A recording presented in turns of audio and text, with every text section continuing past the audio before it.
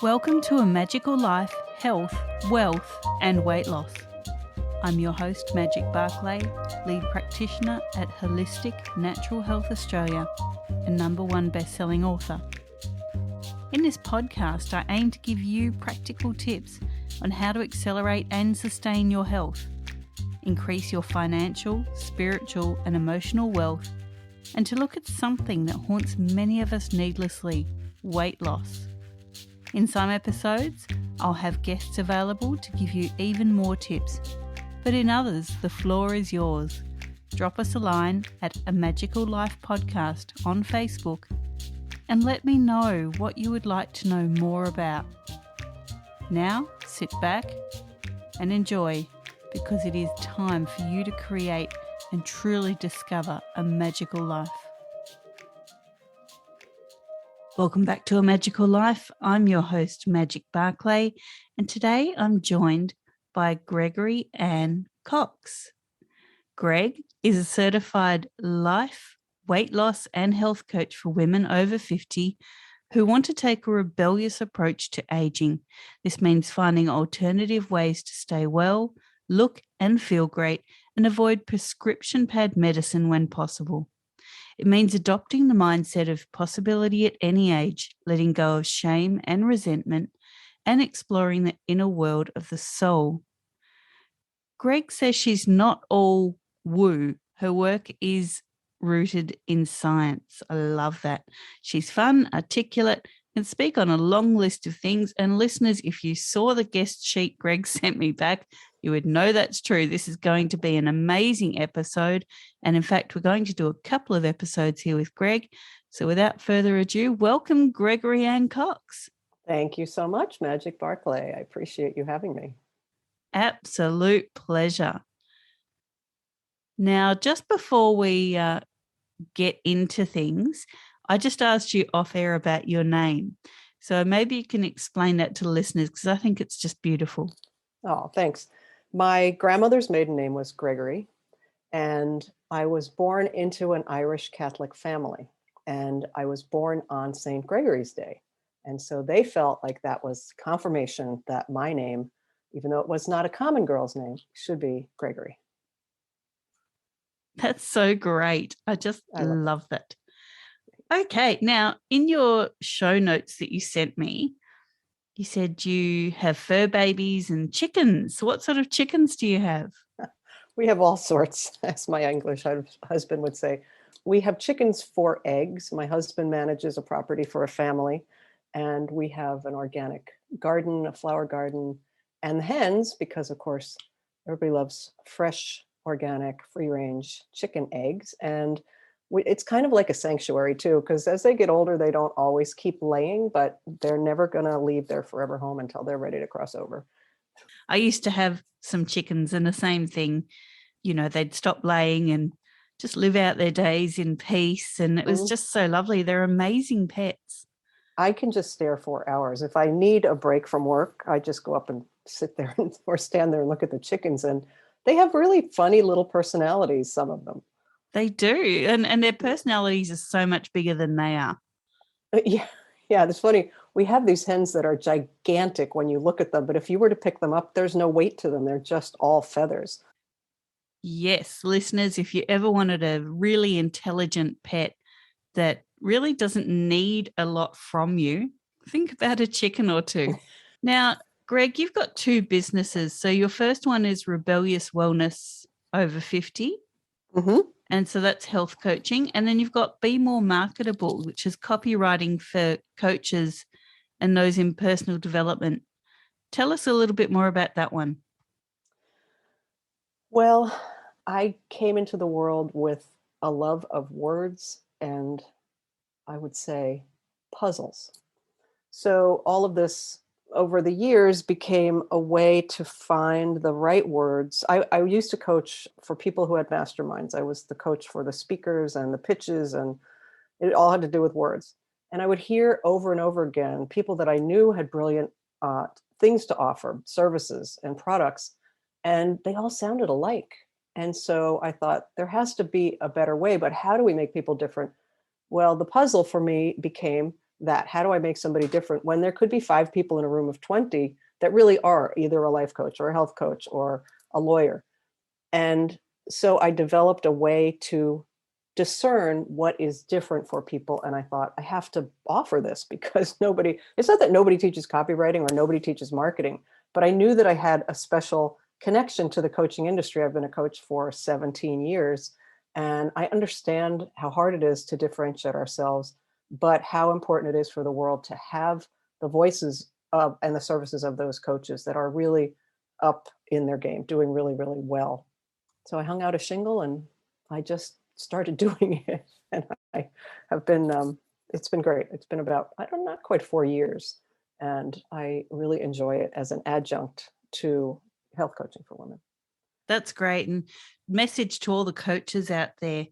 As a podcast host, I've actually had to knock a few back because when I interview them, they're just giving me buzzwords. They're just giving me AdWords, Google AdWords in the whole half hour that I'm chatting with them. Please don't do that. See someone like Greg and really get your niche market and your niche message out to my listeners properly. Please stop doing listeners on podcasts a disservice by not telling them what you're really about and only telling them the words that you think they want to hear. I think it's great. And if I could add one thing, because people will say, okay, great, how do I do that? The question that I always ask first, before niche, before any of that, is what do you really do? And most people will say, well, I'm a coach. Okay, great. But what do you do for people? Health coaches provide a way for people to reach a goal, a health goal. Money coaches provide a way for people to either save or buy a house or whatever it is. Magic, you provide a service that isn't just what it says on in your tagline or on your resume, right? So we have to figure out what it is we actually do, and you can build from there. Totally. All right, let's get into this, Greg. So we do talk about health here. When we're talking health, it's not just the physical, which many people think it is, but also the emotional and spiritual. So what can your expertise do to accelerate health? I would say that accelerating health really starts with a deep conversation with the person who is getting little hints, maybe symptomatic, uncomfortable in their body. Those are all ways that the body talks to us. And people say, oh, listen to your body. I don't know how to listen to my body. You do know how to listen to your body. You just, I think, dismiss that what you are getting a hit on is real. So what I would say is, in order to accelerate your health, you have to say, I'm not in as good a place as I would like to be, or this has really gone too far. I've put it off way too long. Now is the time. And then from there, you can start a journey towards whatever health goal it is or health condition you have to reverse. But it is a spiritual journey. Any kind of change that we take on is personal development, because many, many things, including the culture around us, would rather we just stay the same. Very much so. Now, in your show notes, you talk about the power of 5. Can you explain that, please? Sure. The power of 5 is the 5 pillars that I have over all these years of coaching and working with women and myself, the 5 pillars of attention, where we have to put our attention in order to maximize our health and well-being, and quite frankly, add more life to the years that we have left rather than decline. Because it's possible, although I don't believe that age equals decline, it can happen if we aren't in control of how we think about and do for our lives. So the first pillar, and really this is in a circle, so I'm going to start with one, but they all relate to the other. So don't feel like, oh, I don't want to start with food.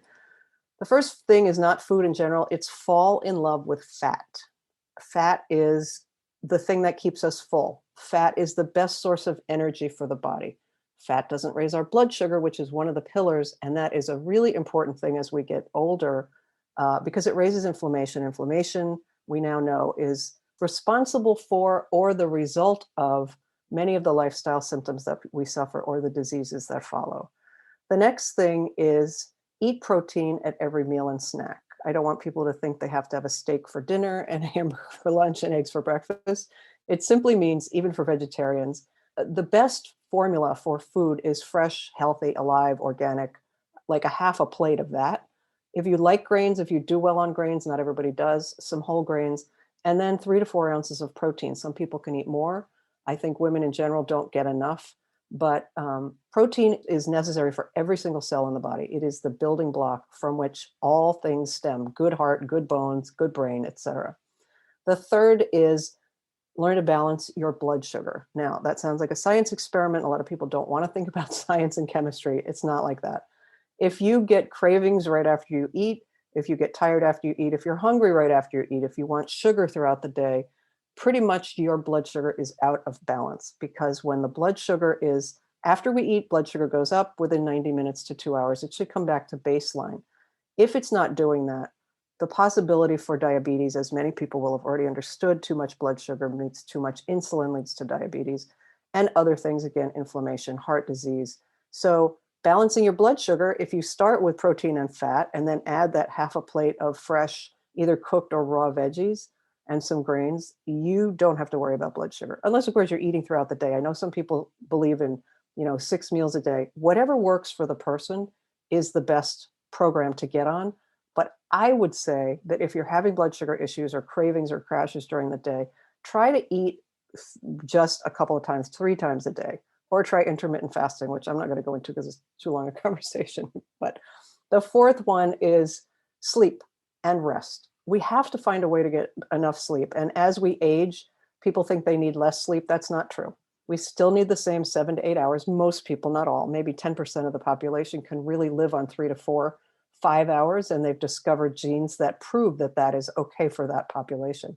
For most of us, we need between 7 and 8. We still need that as we age. And I think that people give up and they get frustrated and I just can't sleep. I've tried everything. I bet you haven't tried everything, and I'm not being critical, but there are so many ways to enhance the possibility of a good night's sleep. And one of the things that I have to say is worrying about when you're not sleeping is one of the worst ways to get back to sleep. So try to entertain yourself with some, a podcast or aromatherapy or something to relax you and take your mind off, if you can, the fact that it's now 3 a.m. and you're still not sleeping. The fourth one, and rest. Make sure that you rest when your body needs rest. Just take a nap, take a sit, take a walk in the fresh air, whatever feels restful for you, meditate.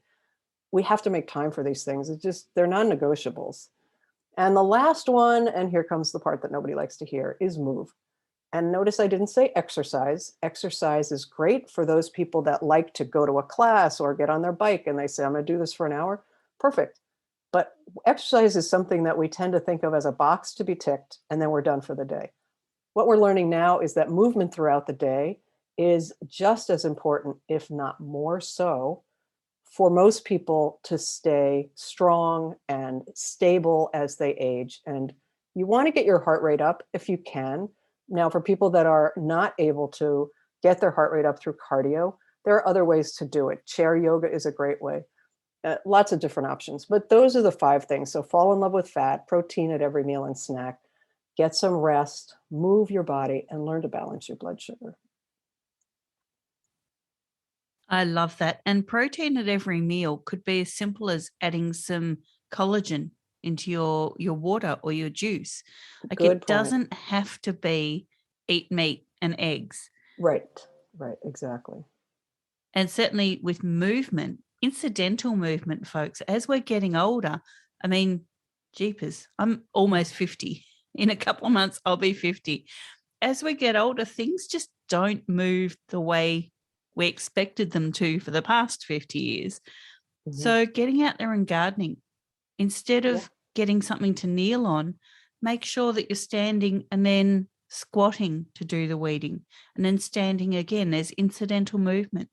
Make sure that instead of bringing your compost bin closer to you, that you make smaller trips with handfuls of compost or weeds to go in there. Like there's things that you can do to add to your movement every single day. Absolutely. Great. Now we do talk about wealth here. So wealth is not just financial, as the listeners know. It can be emotional wealth, personal wealth, but we do talk financial as well. So what are your top 3 tips, Greg, to creating wealth? I'm assuming we're talking to entrepreneurs. And I would like to say that the wealth and health, the power of five could easily be translated into five things for a successful business or creating wealth. And again, creating wealth doesn't necessarily mean selling a service or selling a product. Lots of people are making money in other ways, but let's just imagine that we're talking to somebody who has a service or a product to sell. They're a solopreneur. The most important thing, again, is to an assessment of where you are in the skills that it takes to run a business on your own. Not everybody comes into the world with business skills. Most of us don't, but they are learnable. And I don't want to suggest that it's Google and look for the template or swipe file that's going to give you the copy that's going to sell the thing. That's not what I'm talking about. If you're great at numbers, you probably don't need to hire a bookkeeper. You can do the bookkeeping and then get an accountant. If you're great at copy, you don't necessarily have to have a copywriter, but maybe you're not good at the back end and you want a virtual assistant to help you. And then be realistic about what you have to spend. When I first left my career before this, I was a chef. I was working as a private chef while I was getting my coaching certification and then working for a coaching company. And I really was so anxious to hang out my shingle that I thought, I can't cook and do this at the same time. So I'm going to quit my cooking clients. Well, that was a really dumb thing to do because the company I was working for, I think I was making maybe $500 or $600 a week because I was training. And I had a mortgage and I had other responsibilities like everybody does. So I would say building wealth does not mean going into debt over your eyeballs and then digging yourself out while you're trying to put $100 away in a SEP IRA or, save some money for the future. There are times when you want to, I would say, extend yourself beyond your comfort zone, but just be mindful that if you have $100 product and you want to sell one a day, that's a lot of marketing unless you have a huge list to begin with. If you lay out $5,000 on a course, what do you have to sell to get back that $5,000 to make it worth your while? So I guess what I'm talking really about is mindfulness. And again, being honest with the things that we have when we start the business inherent in us, to look at places we're not that strong and what can we do to bring somebody on that could help us with that. But wealth, really, it's a discipline. It's like everything else, and especially as we're getting older, some people are starting late in the savings game. I was one of them. So I'm mindful of the expenses of my business in a different way than I was when I first started, when I had way more years to save. So mindfulness and honesty and know your strengths, I guess. Exactly. And I think certainly for women, many of us do start late because whether it be divorce or, once we've finished raising the kids, we kind of start close to 40, some of us, to actually start accumulating wealth and really growing our finances, but also our personal wealth. So we finally find out who we are once the kids are grown up, because before that we're so-and-so's mum or so-and-so's wife. And, you get to, like I said, around the 40-ish mark and you go, who am I? What am I doing? What do I have behind me? What do I have for the future? So I think they're really great things, especially for women to comprehend, is that you can start at any point, but it's how you go about it. Yes. Now, we do talk about weight loss here, and we know that stress is often a key issue in weight problems, be it weight gain or weight loss. So I've got a long question here, and let's just go for it. If you've ever battled your weight, what was the trigger to lose it? And what can you offer the listeners to reduce their stress? This was a tricky question. Okay. I think that what triggers the desire to lose weight in a person is obviously personal, but it could also come from a physician or a practitioner of some kind. If we are faced with one of the lifestyle diseases like diabetes, other ones that, more inflammation is not a disease, cortisol, insulin resistance, all kinds of things, then that's a good trigger. But then that doesn't mean that the person really wants to get on board. Even when we say, I want to lose weight, we may want and want and want. What's the impetus? How do we decide? How do we go about it? And I think one of the things, I was a chubby teen and almost into high school, but early years, first and couple of second year. And the impetus for me to lose weight was that I felt out of place, and I really wanted to be more like my peers who were playing basketball and soccer and this and that. And it wasn't that I couldn't, I wasn't obese. I just didn't want to because I was a lumpy dump. And so for me, it was an extrinsic motivation at that age. So we either have extrinsic, like maybe somebody's going to a wedding and the mother of the bride wants to look really great in a dress. They have 2 months. That's an extrinsic motivation, trigger, would you say? Intrinsic, of course, listeners probably know these two differentiations, is something inside of us just speaks to us. And it may be, I want to be as healthy as I can. I have a grandchild on the way, or I don't want to be debilitated as I get older. I don't want to have to rely on other people. Those are intrinsic motivations. And how you start is, if you're not really sure what your body needs, whether you run well on carbs or not, or more fat or less fat, then I would say find somebody that you trust who has done what you want to do. A lot of coaches or programs out there, you don't know that that person has gone through what you're going to go. Like, I wouldn't take a program from a 30-something guy about how to lose weight. He may be all buff and cute and adorable on Instagram, but not going to understand my body, right? So we have to be sure that we're giving ourselves a relationship with a person who really understands us, no matter what they say they can do to help us. That was the first part of the question. What was the second part, Magic? How can people reduce their stress? Stress. That's right. Stress, I am not a Buddhist, but I'm listening to a book on tape about a Buddhist psychotherapist. And the Buddhist concept of suffering is holding on, and he calls it clinging. And I do believe that that is one of the greatest stress producers in the modern age. And, everybody gets older. I don't know a single person who doesn't have, I'm going to use air quotes, a regret, something we wish we had done differently. Maybe we're presently experiencing a family upset. Maybe there's COVID anxiety. All of these things are present for us in different ways. And if we hold on to the idea of the thing, it creates a lot of stress in the body. The thing is the thing. The bad relationship with one of our children, or the divorce we didn't want to go through, the COVID that we have long symptoms from, those are very real things happening in our life. But how we look at them and what we say about how they are affecting us, or how we will let them affect us, are definitely stress producers. Now, there are stresses we can control, stresses we can't. If you've got COVID, you have long symptoms, there's nothing you can do to control those, but you can do everything in your power to support your body to heal. If you have toxic people in your life, those are very stressful. I was just writing an article and rereading part of a book by a woman who was an ICU cardiac rehab nurse.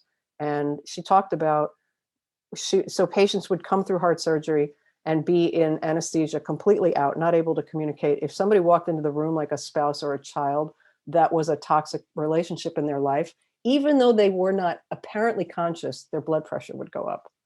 That's something we can control. We can control the toxic environment, the persons. It's not easy, maybe, to tell somebody, I'm done with you, I can't have this in my life anymore. But those are the decisions we have to make. What's worth more, our health, our life, or keeping things in the status quo? And I think no matter where you are with religion, certainly some of the Buddhist teachings, some of the Hindu teachings will both help you with reducing your stress. So we've all heard of meditation, but not many of us know that it doesn't have to be sitting cross-legged on the floor saying Om. Mm-hmm. It can be in the garden, it can be going for a walk, but just having that time where you're not overthinking, where you're peaceful with yourself, no matter how that looks to other people. So for me, my meditation is lying on my bed with my legs up the wall and listening to 80s music. And my kids know when they come into my bedroom, the legs are up the wall. Don't talk, don't make a noise. Mum's meditating. That's hilarious. We've all got to do our own thing. Oh, absolutely. And I would say one thing about stress as it relates to weight loss, because I think that was how the original question was formulated. Don't expect your body to do any weight loss on your timeline. It is absolutely crazy impossible, especially with hormones fluctuating in the body. So I say, rather than setting a time goal, set And if you have a certain amount of weights, I want to lose 20 pounds, or I want to go from a size 14 to a 12, those are fine, but then don't put a timeline on it. What you want to measure is how much you're doing towards getting that weight off. I'm going to walk 5 days a week. You can measure that, but you can't say I'm going to walk 5 days a week and lose 5 pounds. You may, but you may not, and then you'll be disappointed. So measure what you can control. Agreed. Now, you do have a book and you actually address all of this. So the book is called Your Genes Do Not Determine the Size of Your Genes. Can you tell us a little bit more about the book? Yes, that book sort of download, people say, oh, it's just downloaded to me. I was in a speaking program, and they said one of the qualifications was you had to agree to write a book. I thought, how bad could it be? Sure.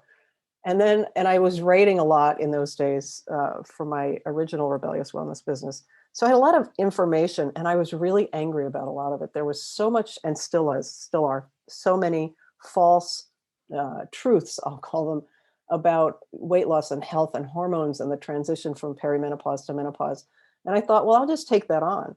And I had a great experience. It was actually a meditation on the structure of the book. This person did a guided meditation on structuring your book, and it was amazing. It was an hour long. And once I did that, I literally had the bones of the book. And then, of course, it was a matter of deciding what was really going to help people, rather than just being a book of information and me being pissed off at the world of big pharma and big medicine. And there are the 5 pillars are in there, but I didn't realize they were the 5 pillars at the time. But I talk a lot about calories in don't equal calories out. So why can't I lose weight if I'm, lowering my calories? Well, a lot of it has to do with balancing blood sugar and what you're eating. And one thing led to another. And I was passionate about hormone replacement for women because I know how declining estrogen leads to a lot of the problems that we see in aging women, deterioration in the brain, the heart, the bones.